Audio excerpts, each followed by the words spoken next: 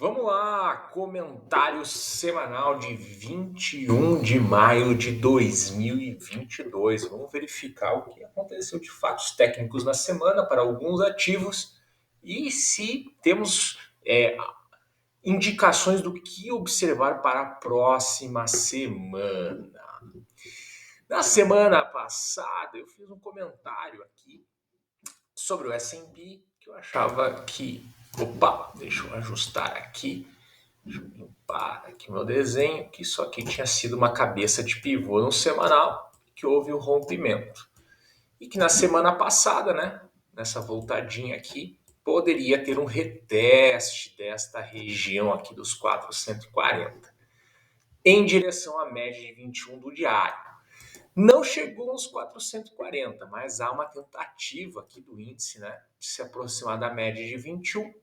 Né, ele se aproximou um pouco, 4.090, e novamente caiu do meio da semana em diante, né, mas trouxe a média mais próxima. Mas, né, eu acho que os desenhos tanto do S&P quanto do Nasdaq continuam indicando aqui em direção à média de 200, né, tá mais desenhado, as médias estão mais alinhadas, a de 50 está começando a virar a curva e ficar um pouco mais para baixo, mas a trajetória pode ser um pouco diferente. Continuo vendo alguma divergência, aumentando, né, não está numa região de sobrevenda, mas até o fechamento da sexta-feira é mais significativo, né? Tanto para o S&P e Nasdaq.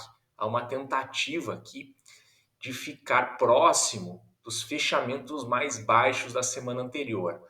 E aí mostra aqui alguma divergência com o índice de força relativo. Então não vou ficar surpreso se na semana que vem houver um alívio dos preços, tá? Uma voltada. Deixa eu só mostrar uma outra coisa aqui. Tivemos uma pernada aqui, foi mais ou menos em 50% de FIBO, temos uma projeção e o preço meio que cumpriu o alvo, né? 3.822, o primeiro alvo primário, segundo o Fibonacci. Então tem um alinhamento técnico aqui, não ficaria surpreso um retorno, mas não uma mudança de trajetória, né? A trajetória é para baixo, média de 200, na minha opinião, até a gente ter fatos em contrários, mas respiros ao longo do caminho, eu acho que é natural. Nasdaq é mais ou menos o mesmo racional, né? Olha o fechamento do Nasdaq aqui, ó, querendo... o fechamento mais baixo aqui foi 12 de maio, na semana passada, e nessa semana, né, na sexta-feira, ele tenta ficar próximo deste fechamento. Quando a gente olha para o índice de força relativa, a gente também, né, observa que ele fez mais ou menos o alvo e também está apresentando alguma divergência. Vamos falar de treasuries. Os treasuries, eu cheguei a especular aí num possível desenho de oco. Acho que não aconteceu. Não acho que seria uma linha de pescoço inclinado, na minha opinião. Ficaria muito esquisito aqui. Mas fez uma pernadinha para baixo, tentou subir. Temos aqui topos descendentes e está dando uma pernadinha, né, uma corrigida. Posso apagar esta projeção aqui e posso fazer uma projeçãozinha para baixo. É mudança na trajetória dos treasuries? Não. Talvez, se ele parar de cair, ou não parar de cair, uma correção um pouco maior dentro da trajetória altista. O primeiro alvo aqui, por FIBO, atingiu 2.774. O segundo estaria aqui em 2,62%, quase em linha aqui com esse fundinho aqui de 13 e 14 de abril. Vamos ver, né? Natural aí uma correção. Tá? A gente olhar aqui a trajetória de médias, está bem afastado da média de 21 do semanal, a de 50 cruzou, né? Tem espaço para uma correção, quem sabe média de 50, ó, uma média de 50 do diário fecha aqui com aquelas projeções ali de 100%, inclusive aqui com esses fundos de 13 e 14 de abril. Resumindo, segue na trajetória, correção por enquanto faz parte do desenho. O índice dólar também corrigiu, veio aí na média de 21 do diário, tem espaço no semanal, média de 50 do semanal cruzou a de 200 e uma correção de preço natural. Outro que eu vou começar a especular aqui, se não vai estar formando um desenho de oco, né? Temos aqui um recuo para essa região dos 102,480, né? Uma cabeça aqui, e aqui está bem mais próximo, né? Eu poderia botar uma linha de pescoço levemente inclinada aqui, né? Estaria batendo, teria que puxar um pouquinho para cima nessa semana para cruzar. Eu achei só um pouco assim que perdeu um pouco a sincronia que os mercados americanos estavam trabalhando. Treasury subindo, dólar subindo, bolsa caindo. Essa sincronia meio que deu uma leve divergência aí no final da semana, né? A bolsa ficou mais ou menos no 0 a 0, os treasuries caíram e o índice dólar subiu um pouquinho. Vamos ver se vai começar na semana que vem, né? Se a gente se volta a sincronia ou se continua desincronizando, né? Se realmente confirmar aquelas divergências no S&P e Nasdaq, eles estariam subindo. E se o desenho for aqui de um oco, o índice dólar teria que subir também. Então, coisas para observar na semana que vem, né? Não são nada determinante, não precisa exatamente funcionar nesta sincronia, mas o mercado tinha uma sincronia nos últimos dias e eu senti essa quebra no final da semana. Vamos observar, né? Correções aqui no índice dólar são naturais aqui dentro da sua trajetória altista. Vamos ver se vai respeitar aqui a média de 21 do diário e aí vai continuar subindo no início da semana, se ele vai para baixo, mas ainda é natural dentro da trajetória.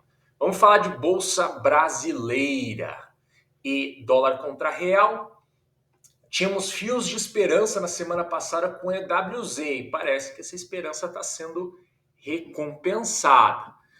Veio trabalhar aqui acima da média de 21, fechou abaixo e na sexta-feira, o índice da Bolsa Brasileira fechou em linha com a média de 21 do diário. Por enquanto está reagindo dentro da pernada, bateu em 38, pode ser que aconteça a trajetória de rompimento da média de 200, é a terceira vez nessa região, né, que me leva a crer, mas lembra que a gente tem aquele fio de esperança do EWZ. E olha o EWZ aí, ó.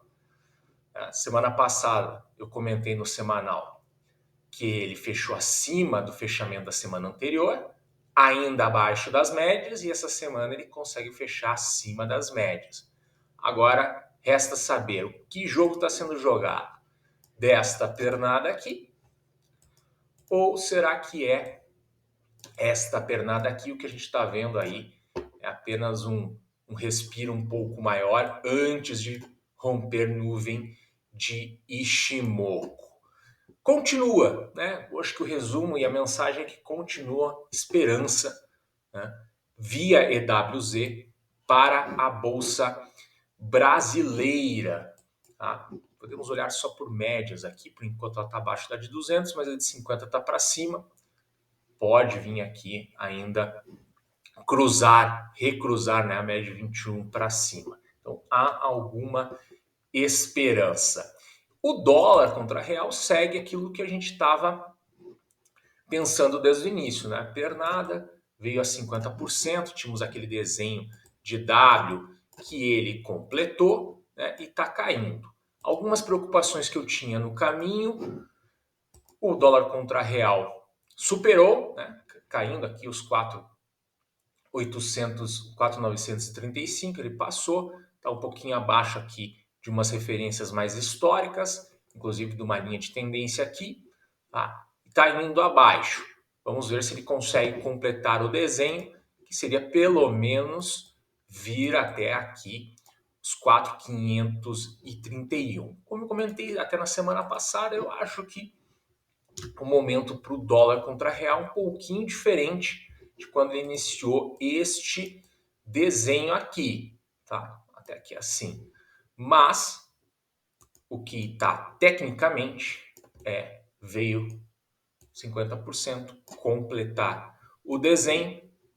Foi uma semana com movimento mais forte, né? Veio na média de 21 semanal, fechou abaixo e essa semana continuou caindo, demonstrando aí, né, força do desenho, né, e mais uma confirmação do desenho que a gente tinha anterior. Continuo observando aqui ele em relação às médias de 21 e de 50 no diário. Mas está tudo desenhado para ser. Se acontecer isso, vai estar dando força lá para o EWZ e bolsa correspondendo também.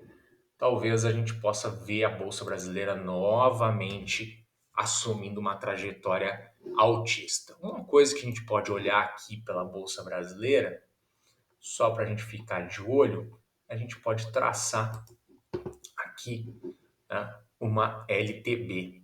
Né? Tá bem respeitando aqui, né? O rompimento dela pode ser um dos pequenos sinais aqui pelo índice futuro, né, de que essa trajetória vai novamente realinhar para cima. Enfim, estou com as minhas atenções mais na Bolsa Brasileira, EWZ e dólar contra real, que ainda tem bastante dúvidas aí tecnicamente, já que o mercado americano parece estar mais desenhado. Legal? Boa semana para todos!